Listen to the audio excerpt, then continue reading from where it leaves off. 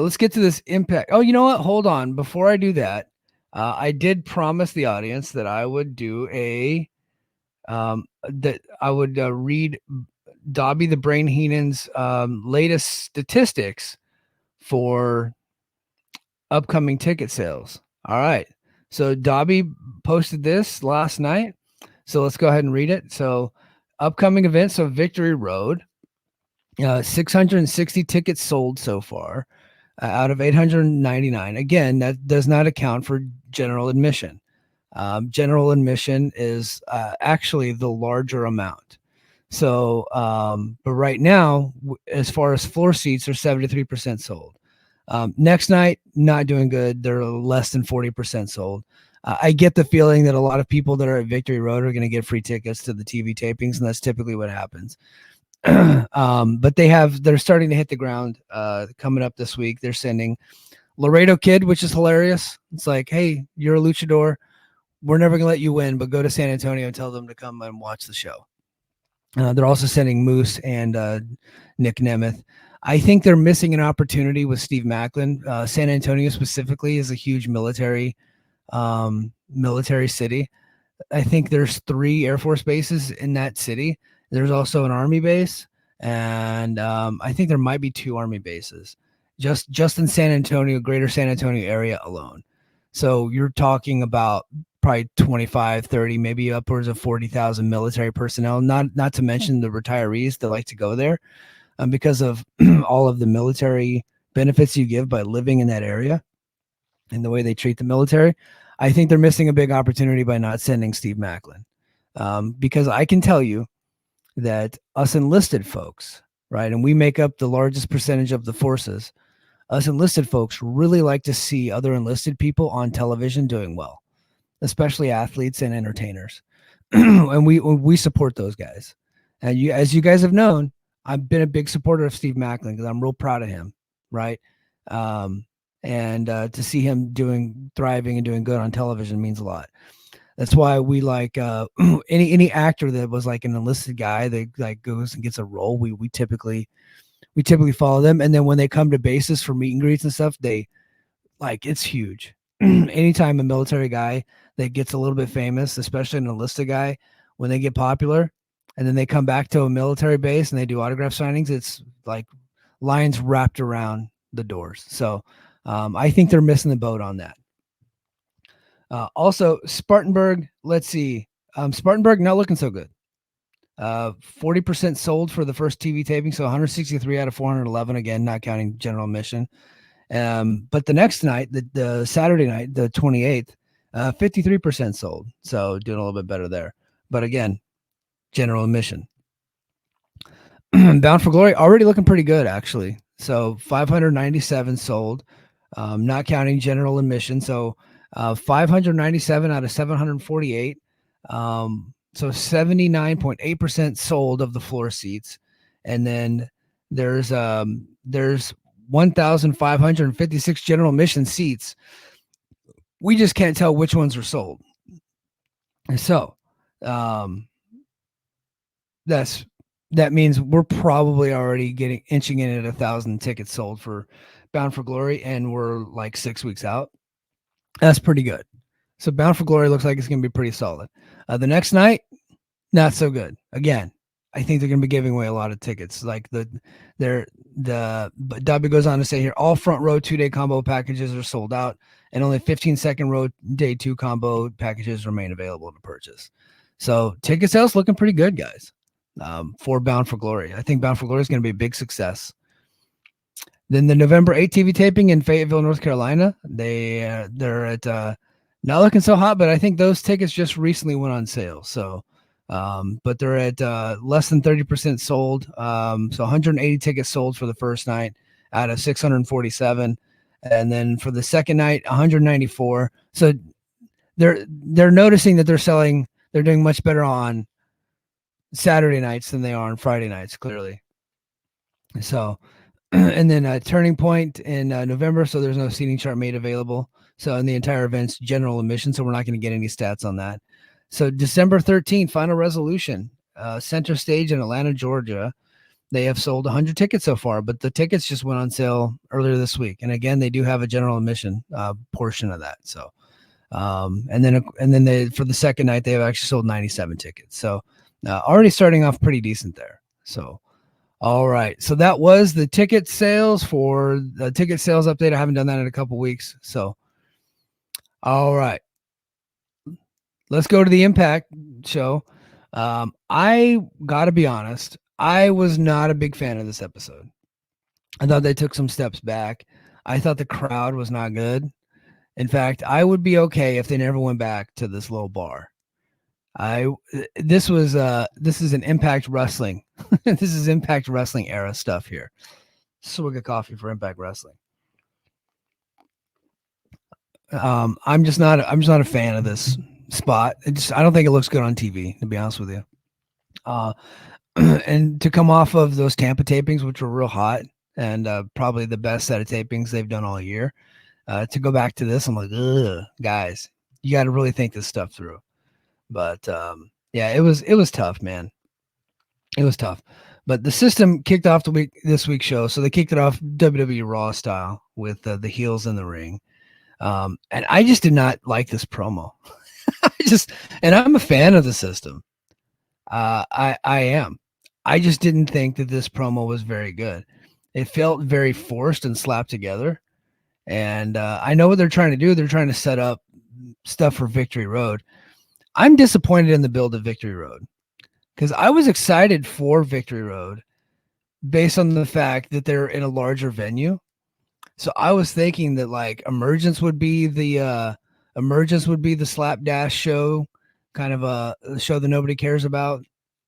And then they would like, they should have been building Victory Road even before we saw Emergence, because Emergence is in that little bar, you know.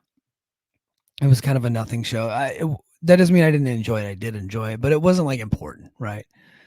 Victory Road, just because of the size of the venue, just felt important. It's the last TNA Plus special before we head into Bound for Glory. So I was like hoping that like, hey, we got 6 weeks to Bound for Glory from Victory Road.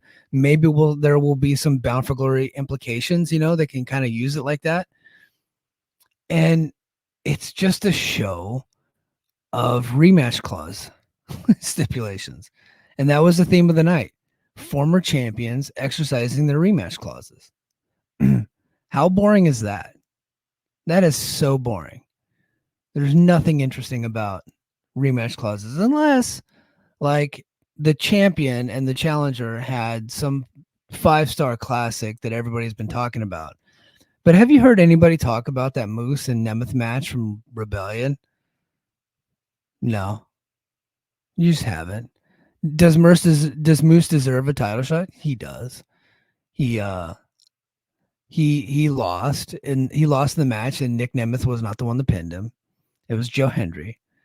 And Nemeth ended up, winning the title later.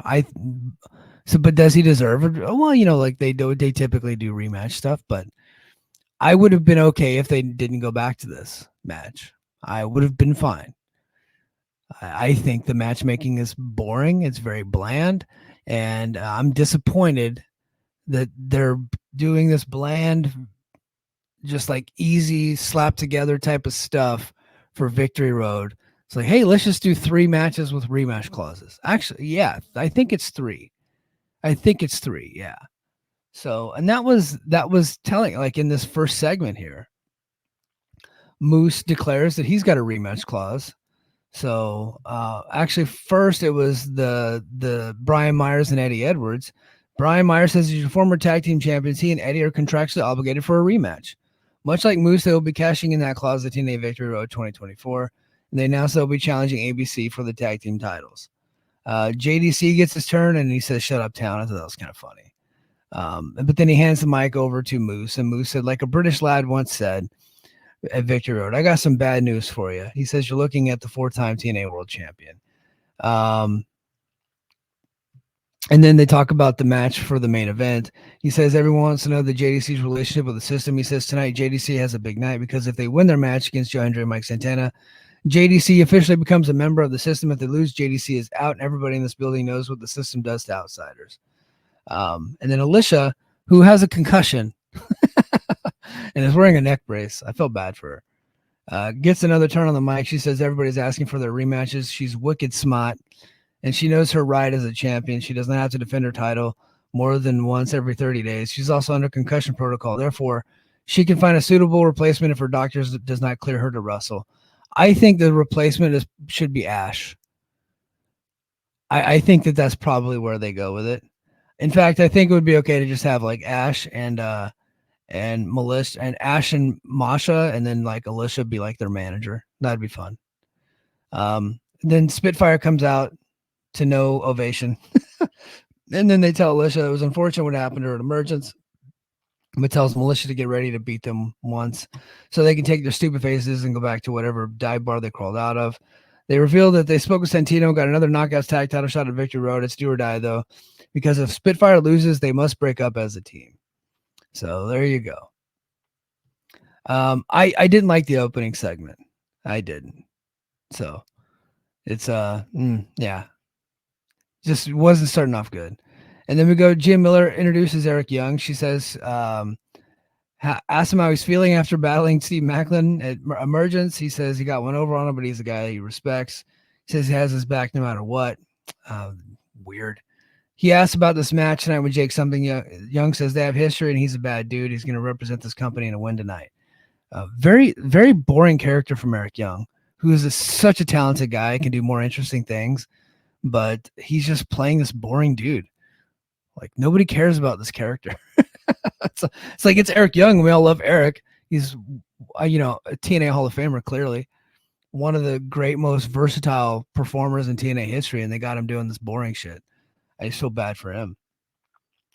And then afterwards, we get Tom Hannafin breaks down JBL's surprise appearance at the end of Emergence. So he wasn't at the tapings because he was doing Ohio Valley Wrestling. He's everywhere, that guy.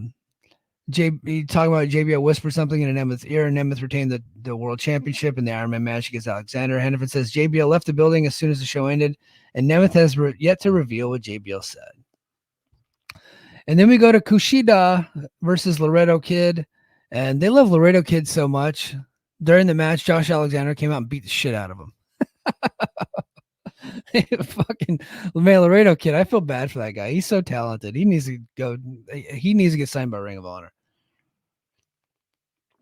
Poor guy, man. He's just dying in this company. And you're like, oh, well, he's not gonna be a top guy in Ring of Honor either. No, but he probably get to do his stuff. At least like AEW will allow you to do your shit.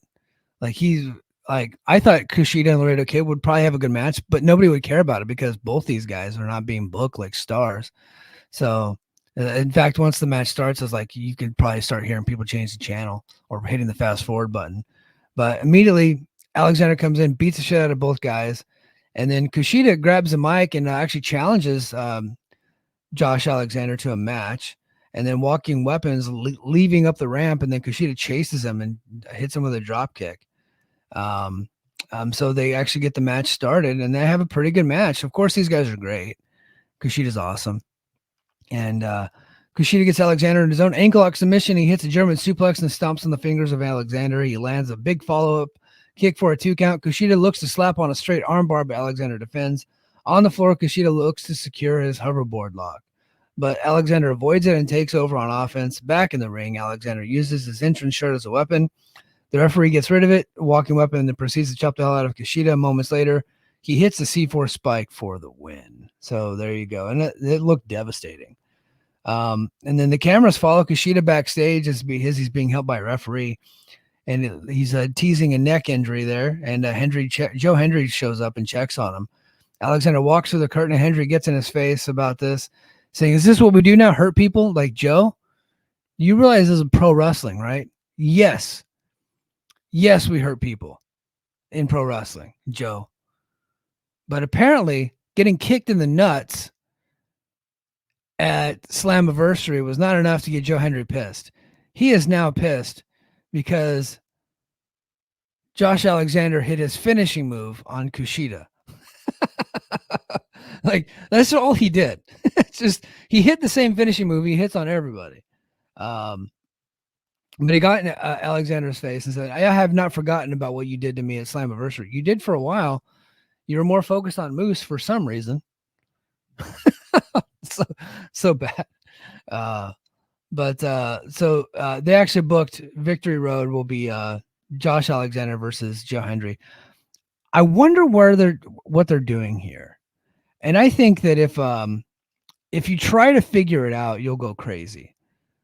And that's probably why last week I was so fucking salty after Emergence, because I'm like, I thought I had it figured out and I didn't. But the problem is my ideas were better than what they're presenting. Now they could present some type of banger match for the main event of Bound for Glory. I get the feeling it's either going to be Frankie or it's just going to be like a multiple person or something. But they could screw around and do like a babyface match with Josh Alexander, or they could turn Nemeth heel. Like they can go a lot of different ways. A lot of the ways they're going just not that interesting though. We'll have to see it play out, see how it's being executed. But yeah, they're doing the Joe Hendry Josh Alexander match at Victory Road, and I'm sure Alexander will have his working boots on, so the match will be pretty damn good. And Hendry's over, so that always helps. And wonder what this means for Bound for Glory. Do they do a screw job finish there at Victory Road, and then that way they can get into Bound for Glory and do Joe versus Josh, or does Joe Hendry just beat Josh, and Josh gets 3 L's in a row on pay-per-view? And then he goes in and challenges Nemeth for the world title. I don't know. I don't know what they'll do. We'll see. Jordan Grace defeats Carmen Petrovic in an open challenge to retain the Knockouts Championship. Before the match, actually, Ariana Grace, who is Santino's daughter, comes out and cuts a promo. She is now the liaison between TNA and NXT.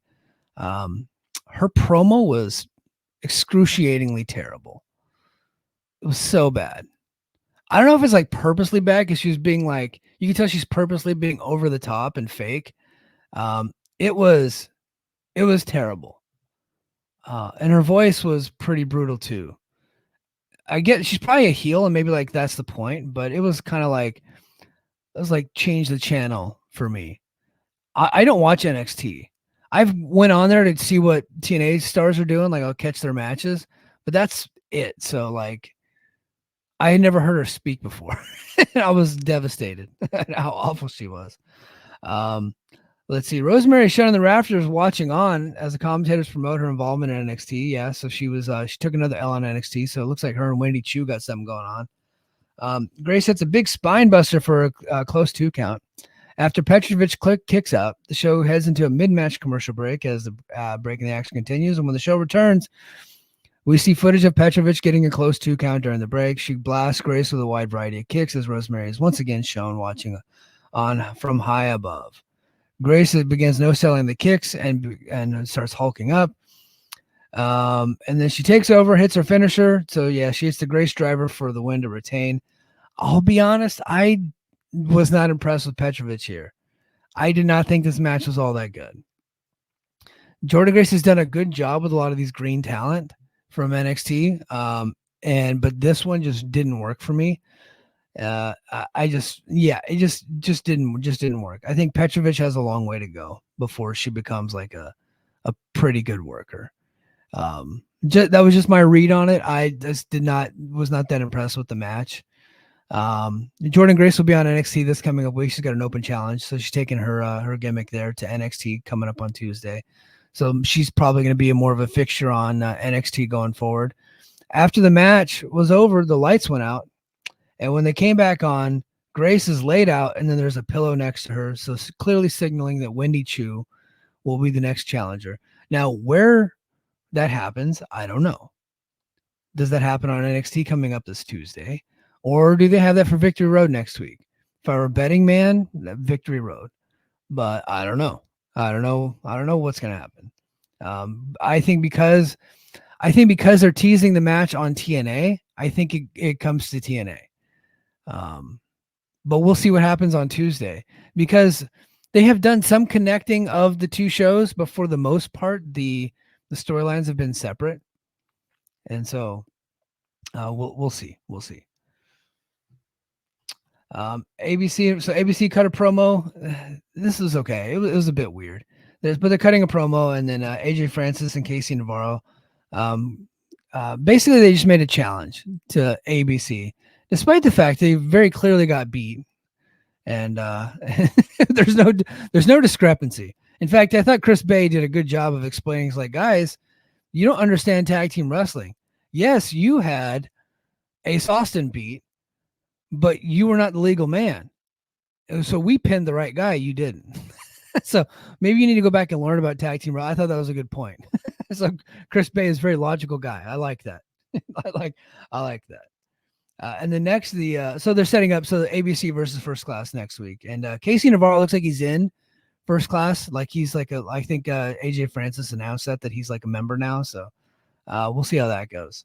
Then Zaya Zhao vignette plays. She's coming to TNA, so let's look forward to that. Pretty cool. And then Zach Wentz comes out. He's talks about thinking his career was over. I thought his career was over, but I was an advocate for people to give the guy another shot, and I'm glad TNA did. And it's really worked out for him. And now he is the X Division champion. But then Speedball comes out doing his lame respect stuff. It's like, I will respect you as an opponent, and the shake of my hand. And I went from like French to Italian there. Sorry, but like so now they're gonna. Rematch clause again, like there's 3 matches with rematch clauses. How boring is that? That doesn't mean the match isn't going to be good. It is going to be good. Okay. But getting there is a bit boring. So Speedball and Wentz are going to wrestle at Victory Road. The Good Hands came out, interrupted them, started talking shit. And then all of a sudden a match was made. And the Good Hands were surprised that a match was made. And they didn't want it, but I was like, have you guys never watched wrestling before? If you come out and interrupt the baby faces, at some point, a match is going to be made. So, but Santino Marella made the match, and it was Mike Bailey and Zach Wentz versus the Good Hands. And I got to say, it was a really good match. The Good Hands are good, like, enhancement dudes. But I think Jason Hotch might have something, so eventually they're gonna have to get behind that guy. He's a really good talent, a really good talent. John Schuyler is what he is. He is a good worker, but I think that the level he's at right now is probably where he's always going to be. But I think Jason Hotch at some point is gonna have to turn on the Schuyler guy and go on his own and become something. And I was really impressed with him during the Ultimate X match too. But yeah, this match was great. Really, really good match, fun match. And then Steph DeLander confronts Matt Cardona. Okay, so I would say at this match, it's got to come to a screeching halt. I did not like the Cardona stuff here, and I'll tell you why. He got in her face and said, if I want to, I can make you bark like a dog. He absolutely 100% was playing Vince McMahon in that moment. Right now, you do not want to play Vince McMahon on television. That was a reference to Vince McMahon making Trish Stratus bark like a dog 20 years ago. And I think that kind of like a bit over the line. And I'm not a guy that gets offended. Look, I'm not offended, but I've talked to some people and I'm like, no, that they should not have done that. That was too far. We should not have done that one. He could have said a lot of other things, but once he said the barking like a dog line, he was trying to get heat playing off Vince McMahon. And right now, you do not want to play a sexual predator on television. I'm telling you that. Bad idea. Bad idea. Way too far. Shouldn't have done it. Other than that part, I thought the segment worked. Cardona's a giant flaming asshole, and he's a good heel. He really is. He doesn't need to go Vince McMahon on this deal. I think we don't ever need to bring up that McMahon character on television. But so the gist of it was that he said that he has Steph DeLander under contract. She's under contract to him. She has to do what he says. And basically, like, he does not approve of the relationship with PCO. So he held up his end of the contract. Now it's time for her to do the same. She's his property and he owns her. DeLander says it's true, but she worked hard, had good matches. Well, she would have been a star with or without him, and this contract means nothing to her.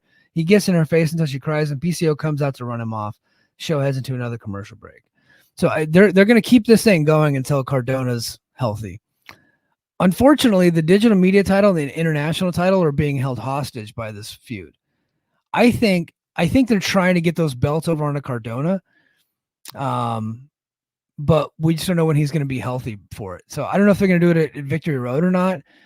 If they hold off to Bound for Glory, it might be too long. So that's the tough thing. Show returns, and Matt Hardy is no longer broken, which saddens me. I like the broken Matt guy. But we got just regular Hardy boys. Says Matt talks about how everyone says the Hardys were great. They were fans' childhoods. He says it's not were, it's they are. They are great, and they will prove it next week against the system. And by beating them, they claim they'll be back in the mix to win the TNA World Tag Team Championships and prove they are still great.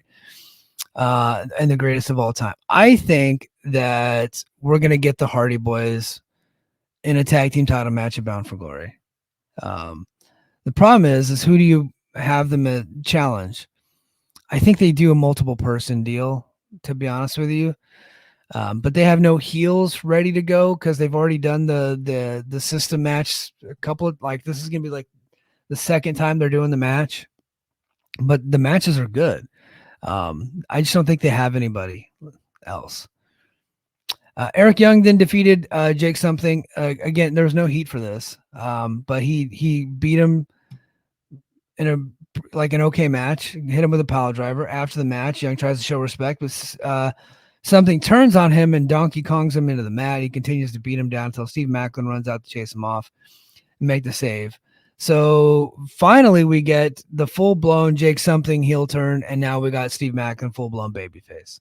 So they've been teasing it for a while, and they finally pulled the trigger. The crowd was not hot for it. I think they did it in front of the wrong crowd, and I think they took too long to do the Jake something turn because now nobody cares. So it's like, oh man, they keep missing the mark with this something. He's very good. They're just missing the mark with the guy. He probably needs to take some time off and come back. Like, he's done that before, but I don't know. Maybe do an injury angle and have him come back. So, but it's main event time. Coming up. Oh, they announced Heather Reckless. So this is the part where they announced Heather Reckless has signed. Her debut is set for next week against Giselle Shaw, despite the fact that she's already wrestled on TNA before. But Ash by Elegance comes in with George Iceman, interrupt her. Giselle Shaw comes in at the end and ends up slapping her. So they're teasing a match between Ash and Giselle, and but Giselle's wrestling Heather Reckless, and that was her last match in the company. so I don't know. But we get to the main event. It's Moose and JDC. They defeat Joe Hendry and Mike Santana, and what was a pretty good main event. Josh Alexander comes to ringside. He's special guest commentator alongside Hannafin and Ray Walt. I thought he did a pretty good job.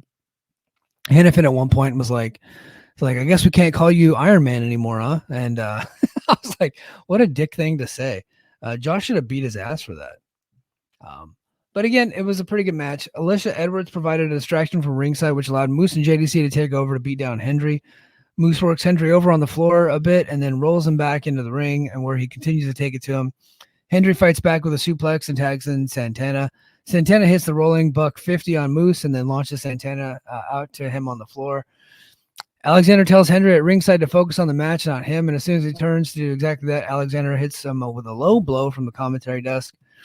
Then Santana splashes onto him from the ring for a big pop. Back in the ring, Moose hits a big spear and makes cover on Santana to give the system the win, and JDC is now officially a member of the system.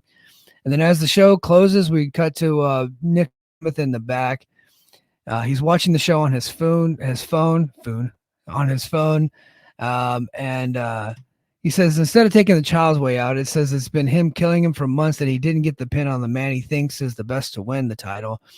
He vows to look him in the eyes and do exactly that at Victory Road. And that's how the show wraps up and we go off the air.